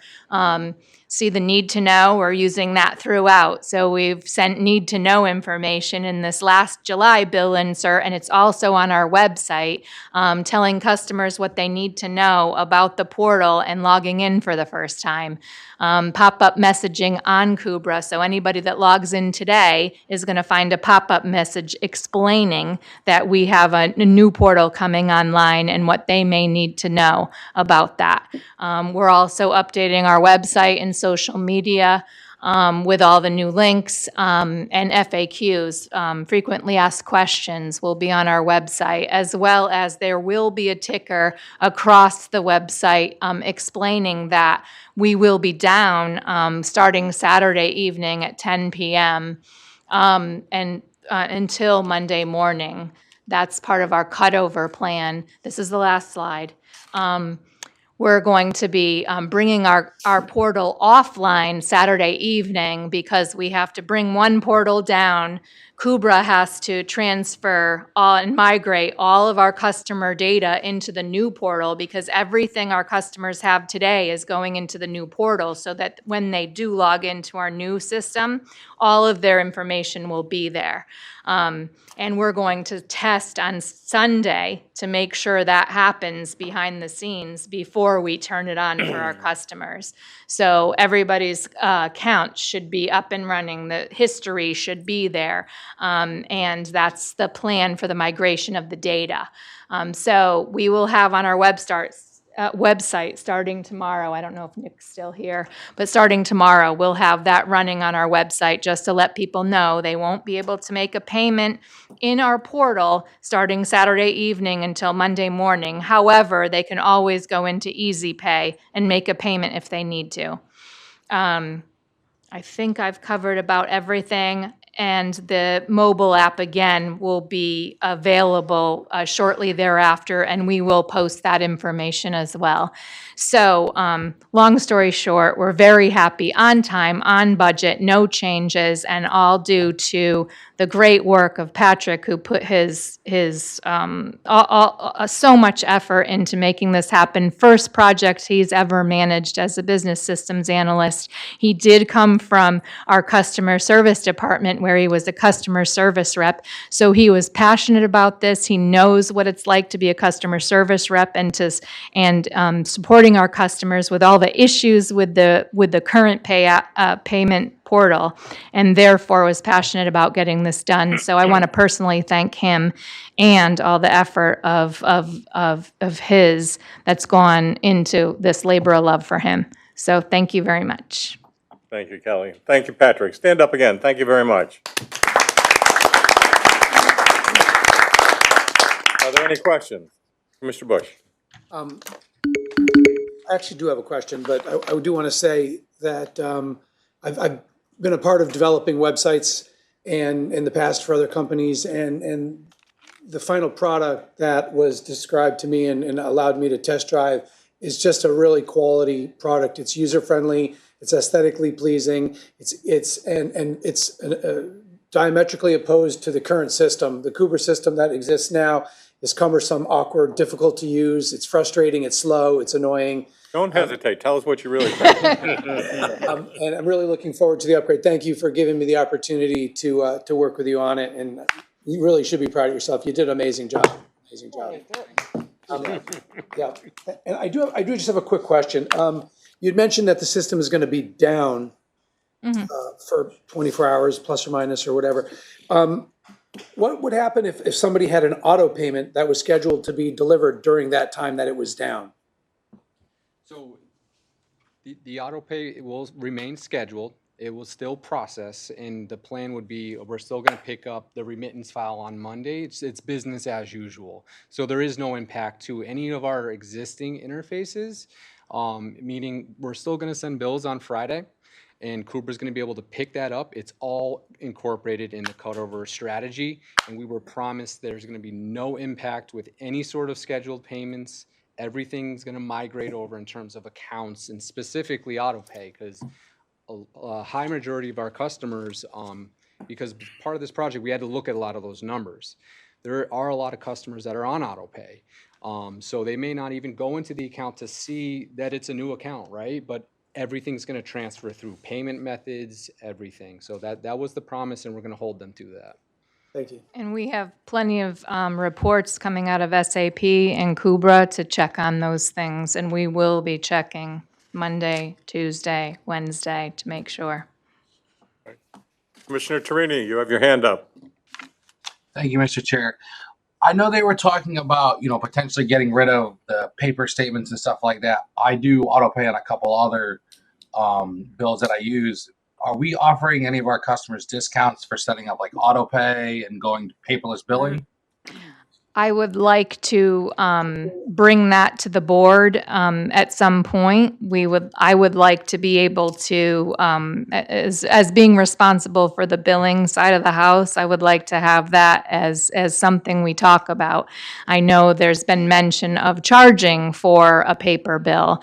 I know that it costs us over $1 to send a paper bill, and I also know that we send 70 to 75% of our customers paper bills, and I also know that 70% of our customers pay electronically. So we not only pay the cost of mailing the bill and sending the bill through Kubra, but we also pay an electronic fee, not only through Kubra if Kubra processes the payment, but we also pay an electronic processing fee if the bank, JP Morgan Chase, processes that payment through our electronic lockbox. It's a much smaller Thank fee you. electronically, but it's still a fee. Chris, does that answer your question? Yes, sir. Thank you. Thank you. Are there any other questions? If not, thank you both. Thank you. Thank you. Okay, move on now to number 14, Strategic Planning Committee consideration, potential action, retaining Arcadius to support effective utility management self-assessment process. Move adoption. Chair will recognize Commissioner Gentile. The Strategic Planning Committee met in a special meeting last week and unanimously approved a very similar resolution to permit the engagement of Arcadis for this purpose. So I move that this board consider adopting the resolution that was included in our materials. Second. Any discussion? Yes, Commissioner. Yeah, this is Commissioner Gardo. What is this? Mr. I don't Gentile? understand this. Okay, so the Strategic Planning Committee is building a new strategic plan that will align with the industry-endorsed standard framework. That framework requires, before you put pen to paper to start your future plan, you need to conduct a self-assessment of where you are today. So you then have a benchmark to look back and measure, is the plan working to improve, or is it not hitting the mark in terms of what our objectives are? The framework self-assessment is a very specific process. They ask every utility to evaluate 10 specific attributes that are recognized as the hallmarks of an effective utility in a very specific way. So you have to identify processes, procedures, controls in place, and then give yourself a grade about where you think we are today. Arcadis is a Connecticut-based consultant that we already have a master service agreement with. They not only are familiar with the EUM framework that the industry has been using for over a decade, but they're also familiar with the district. So they are willing to help us facilitate the conclusion of that first step so we can actually start the planning for the future. Any other questions? Yeah. Follow up? Follow up. I've been here for 8 years. Is there a strategic plan, or have we dusted it off? Have we, I mean, I don't know what the value of this is. And I don't want to create a big, discussion on this, but and maybe I wasn't paying attention, but I think I come to most meetings. If I may. Would you like to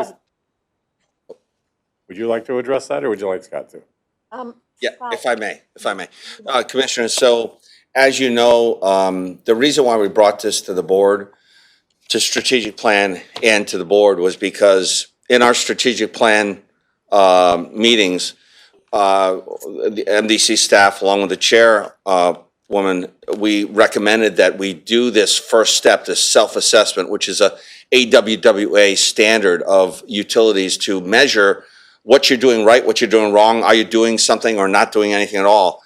And as we know, our strategic plan is almost 20 years old. So we said, staff, I said that we were going to do this self-assessment ourselves. It's a very intense gathering of data and putting a report together for the strategic planning committee. With everything we have going on, I asked the chairwoman if she would consider allowing us to bring a consultant off our on-call that could help us get and gather this data. So it's really like we're hiring a project manager to help us that's done this before. And Arcadis has a group that does specifically these tasks. So the plan is for the consultant to help us gather the data, put it together in a format that meets the criteria of the standard. And then that will be one of the first steps in finalizing, it's not the step, but one of the steps in finalizing a new strategic plan. And then the strategic plan, once approved by the board, will be used as part of the management study that we've been talking about as well at PP&I. So this consultant is really just to help us. As I mentioned, we spent 1,500 hours, man-woman hours in the climate survey. We've got a lot going on. We're in the middle of construction. We need some help and assistance, especially from a consultant that's done this before. And if I could just build on that, the biggest benefit of building our strategic plan using the same framework that our peer companies use is it allows us to benchmark our performance, not like in a bubble, but with real access to data that is apples to apples comparison. So if you were interested in the existing strategic plan, it is not only old, but it doesn't have any specificity or any elements requiring us to gather data on an ongoing basis and keep it current by continuously evaluating, if we're just moving forward with the same objective we had 20 years ago, we would not be doing cybersecurity. So those are some of the, I think, big benefits. If I can, Mr. Chairman, I was the chairman of the Strategic Planning Commission in Weathersfield 20 years ago. And we spent a lot of time, we interviewed folks, there were, I think, 5 of us on the committee. We presented our stuff to the town council. The town council took it. They hired a new town manager who says, we don't need this. That's what the town council's for. all right? That's what this board of directors is for, this board of commissions. So I spent a lot of time on that, and it was wasted time. And I feel as though we're going to be wasting $60,000 on this because we have our ordinance and bylaws and such, things like cybersecurity. Those are industry things. I know I have to deal with it in aerospace, even for systems that don't have an Ethernet port on it. It's we're told to do stuff, and there's no value. That's what the Board of Commissioners is supposed to do is to set the tone, and I'm going to vote against this. Mr. Chair. Yes. Yes. So, Commissioner, I agree with you 100% in the terms of if you look at our old strategic plan, it really doesn't have any specificity at all. This is completely different, right? We're actually looking to look at every department we talk about a management plan, right? We're going to do a management plan for $500,000-$600,000. You're gonna analyze what? So this strategic plan, this component of the strategic plan is actually going to measure and give us a grade by department of what we're doing right and what we're doing wrong. And the one thing that I would ask for the strategic plan is to give us direction, because it sets my goals, my priorities, my schedule, my budget on what we're going to focus on. When we have a board with 33 commissioners and every week, month, year, we have let's look at this, let's look at that. Versus if I have a strategic plan that my job is to follow the strategic plan. I have a roadmap as to what I budget for staffing. We've had a lot of conversations. Do we have enough staff? Should we be doing our own water main work? Should we be hiring contractors to do that work? All of that stuff will be built into this assessment. And then once we finalize it, we can say, okay, we've decided as a board, we're only going to do water mains with contractors and blah, blah, blah, blah. Okay, fine. Then I know I'm heading down the path of debt service for 12 miles of water main a year. Or, nope, we're going to do it with MDC staff. Okay, then I have to hire more staff. Well, let's analyze. So it really gives us, I don't know how many times. Oh, nice. I don't know how many times we analyze the staff, analyzes things over and over, year after year, because chairman of committees change and it takes a lot of time and energy to do these analysis of things, and so the strategic plan, if done correctly, will actually be our Bible of what we do here at the MDC, and what the mandate is. Scott Jellison, is staff complying with the strategic plan that the board decided is the administration's priority? And we don't have that right now. We're chasing a lot of different things, which takes a lot of time, and it takes a lot of focus off of the things we should be focused on. Any other questions? Who else have they done this for? Utilities? I don't know. I have not spoken with them. Do you know? Yeah, Chris, do we have a list of? Arcadis we work with Arcadis a lot, obviously on the sewer design and this plant work design. They have a group out of Philadelphia, Chris, and this group specifically does these self-assessments under the AWD. So if these guys came back in 6 months and said, we should be subbing out 3/4 of our work versus keep it in, that's something we would follow? No, it's just that I use it as an example. I mean, the point is, that's a big example. I'm just saying. well, it's a good example, right? But it's been a conversation. It's been a conversation that has been brought up at this level a number of times. So the question is, what do we want to do? Do we want to do that, or don't we? And we're going to analyze it, and we're going to see what we do and how we do it, and it's just one piece, I mean, customer service is another example. How long are our phone calls? All those metrics associated with customer service. What are we doing? Are we doing right? What are we doing wrong? Okay, as CEO, you think we should be doing this? I do. Yes, I really do. It'll be a stepping stone so that when we do a management study, you have real data to analyze. And to the chairwoman's point, you're not just comparing. I say all the time, we're the best utility in the world, and I believe we are. But this information is going to prove it, and we're going to compare ourselves with Connecticut Water, Regional Water, all of the other utilities in the region to show how well of work we're doing with our staff. Any other questions? Yes, thank you, Mr. Chairman. So could this be used to say we do not need a management study that would cost $500,000?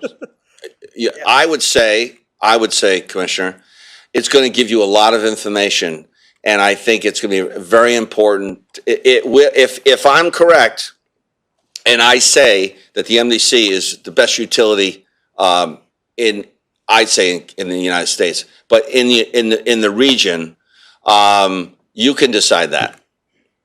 But you're going to have real data comparing us with what we do versus what others do. I mean, we talk about debt service, and I know we've talked about debt service is growing, and it's growing larger because our budget hasn't grown. Right? We can solve the budget percentage of debt service to the budget by let's just raise the budget by $20 million, and then the percentage of debt service will drop. That doesn't make any sense. So we're doing more with less, and we're doing more. In my presentation on the management study that was done in 2003, we compared ourselves to 2003. In 2003, there was less than $5 million a year spent on capital improvements, and we had 700 employees. Now we have 471, and we're doing $200 million a year. And yes, our debt service has grown dramatically, but our budget, we've had 0% increase in our ad valorem in 4 years in a row. And based on Kelly's presentation in the audit, we got $5.48 million. It's not by accident, right? These numbers aren't coming in by accident. These are a lot of time and energy by staff trying to make sure we're doing the right thing, and we're being as efficient as we can be. And now we got $5.5 million this coming year for 2026 that the board and the Board of Finance can choose to lower ad valorem to zero or do something else with it. But this is not by accident. This is a lot of hard work by the people behind you. And I think that this study will show this committee, this board, that here's how we rank amongst the utilities in New England and across the country. Any further questions? The only thing I would add is that it's a tool in the toolbox, but for the first time, MDC has the opportunity to have what I would say is a real strategic plan, a plan that will set a blueprint in what I hope, just like the climate study will and has, that every 5 years we would go back, do another climate study, and take another look at the strategic plan and tweak it where needed. Not this whole process to develop this, what I would say is the first strategic plan, but as a blueprint to move forward every 5 years so that we have those benchmarks and we have those tools to find out if, in fact, MDC is as good as we believe it is. And I think it's important that we move forward and approve this. So, any other comments? Okay, all in favor? Aye. Aye. And opposed? Aye. Opposed. Okay. Motion carries. Thank you. And I would like to thank Chairman Gentile and Vice Chair Stuber for coordinating. And I have to say, it's taking a lot longer than I had hoped, but I had no idea how complex the process is for developing a real strategic plan. So thank you. Okay, move on to 15, Bureau of Public Works, consideration potential action. A, encroachment agreement, Connecticut DOT, 280 West Street, Rocky Hill. Chair recognizes Chair Hoffman for a motion. Thank you, Mr. Chairman. Yes, I'd like to put forward the remaining two pieces on item 15, item A and item C.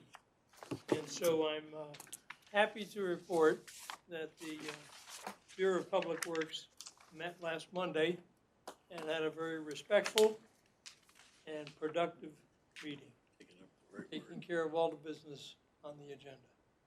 Okay, with your Motion, I'll permission, second it. with your permission, Chairman Hoffman, I think item A and item C are so different from each other. I think we need to take them separately, if you're okay with that. No problem. So the I'll motion on withdraw the my floor second, is- only the first one. The seconder doesn't have to withdraw. So the motion on the floor is just to approve A, encroachment Okay. agreement. Is there any discussion? Hearing none, all in favor? Aye. Aye. Aye. And opposed? Motion carries. Now to item C, Bushnell South Development pending claims related to Marriott Hotel sewer assessment and Buckingham Street garage discharge fees. Possible executive session. Chris, do we need an executive session? Yes, it involves two claims that we need to discuss, so Very good, thank please, you. yes. So Chair will entertain a motion for executive session. So move. Second. All in favor? Aye. Opposed? Aye. Motion carries, and who remains, Chris? Chris Kelly, myself, Scott Jellison. You want in, John? And John Myrtle, who is part of this as well. All right, this is John Myrtle. Commissioners that are online, I'm gonna move you into a breakout session again. It should give you a prompt that you need to accept in order to be moved into the separate breakout room. Kelly, yeah, Jamie, you guys can. Turning it into apartments or condos, both of those. Both of those All right, we're back in regular session. Is there a motion to go back into regular session? So move. All in favor? Aye. Opposed? Motion carries. Chair recommends, Chair recommends that a motion be made to approve. So moved. Is there a motion? Is there a Move the second? You're asking for a motion to move the adoption of the resolution that's in front of us? That's exactly what James said. C. And I second it. All right. Chris? Okay, thank you. If I might, Chris Stone, just for the record, it was discussed in executive session briefly, but or referred to.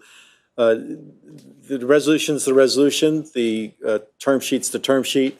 We're going to add a reference to the Attorney General's office as the signatory on behalf of the state of Connecticut.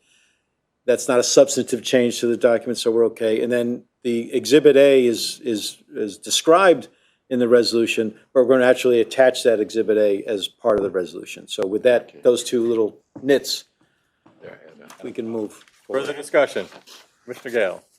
Yeah, I'd just like to say I heard this presentation at the Public Works meeting, and it made sense there. The question was raised there about the concern as to the settlement of the Buckingham Street garage being used against us on the landfill.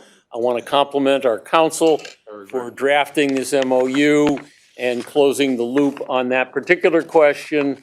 And I think this otherwise incorporates everything that we discussed at Public Works and adds that protection that when the AG signs, hopefully, that this is not going to be used against us in other litigation. Agreed. Fully This is not support. precedent setting. Any other discussion? Hearing none, all in favor? Aye. Aye. And opposed? Motion carries. Down to number 16, referral of Public Act 25-11 to General Policy Planning Committee. So move. Second. Discussion. All in favor? Aye. Aye. And opposed? Motion carries. Opportunity for general public comments. Is there anyone that has lasted this long? There's no public. Hearing none, seeing none. Commissioner requests for consideration of future agenda items. Commissioner Bush. Yes, Mr. Chairman, I just wanted to bring up the fact that, No, do you have a request for consideration for a future agenda item? yes, And it is. to address the disuse of Lake McDonough as a recreational facility. that it needs to be, it's being not used at all. It's abandoned, and I would like to try to make some effort to provide that facility for public use going forward. We will put that on the list for consideration. Any other requests for future consideration of agenda items? If none, we've completed the agenda. Meeting adjourned. Yes. Nice. All right.